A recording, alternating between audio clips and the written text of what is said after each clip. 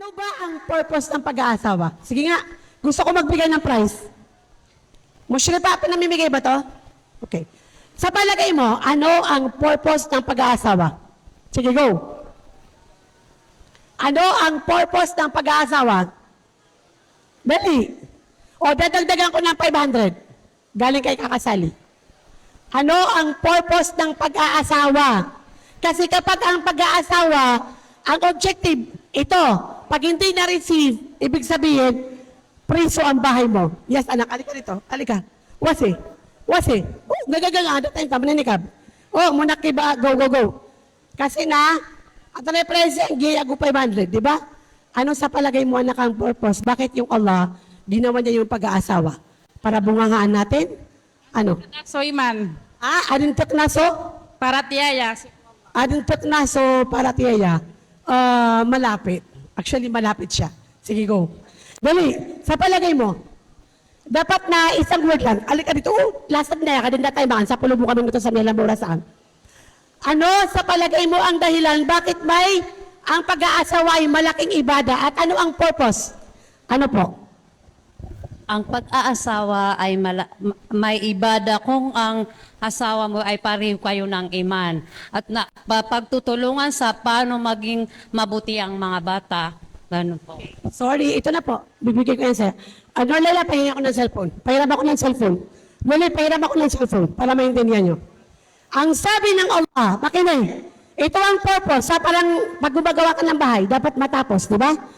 Ang purpose ng pag-aasawa, anong sinabi ng Allah? Wa min ayatihi an khalaqa lakum min anfusikum azwaja litaskunu ilayha. O mga mami, mga babaya, mga anak karamanian, ay purpose o kandadarudupa litaskunu ilayha. Para magkaroon ng sakina, kapayapaan ang asawa mo sa'yo. Ano ibig sabihin nito? Parang cellphone.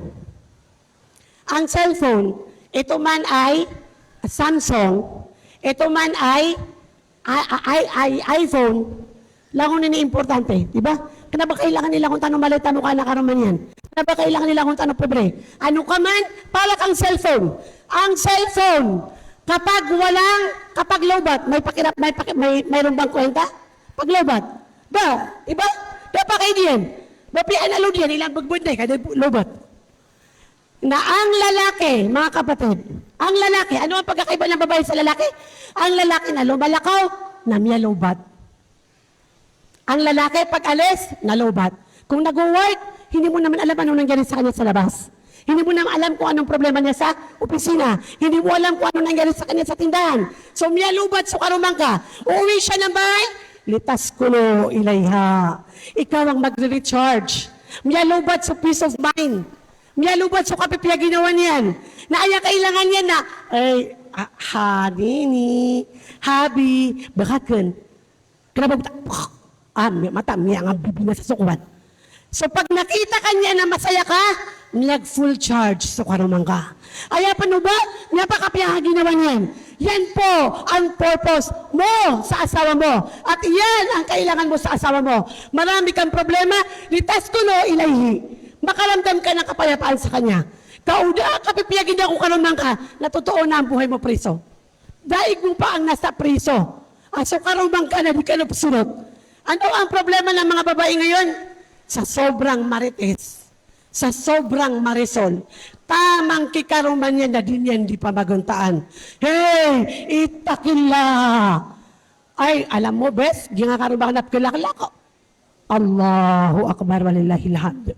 Inong ka, di mapamaganta si karumang ka. Ang mapitana, kakapta kanutman. Sa sobrang kamamarites ng tao, pati asawa mo, alam ng nanay mo anong nangyari sa inyo. Alam ng kapatid mo anong nangyari sa inyo. Na aya pinakamalaadusa ko Allah after shirk na subabay agumama ang makahi ito ay sa karuman yan. Tapos gusto mo nang do ka kasali, duwaya-duwaya. Ay dapat lang labag duwaya-duwaya ang asawa mo ka wala kang kwenta. Tao sumama na magigitom yan na kasukapipya ginawa. Na ayaw mo kapakan duwayin yan na inikadruwala. Na inupan mga rumasok ano mga, tanongin mo ang sarili mo, anong klase akong asawa? So pangalawa, na mararamdaman mo ang kaligayahan sa mundong ito, mabuting asawa. Pinihiling ko sa Allah na pagkatapos ng multa ka na ito, uuwi tayo ng bahay, magiging ilaw ka ng tahanan, magbibigay ka ng kapayapaan sa asawa mo. Tubat tanong si Allah.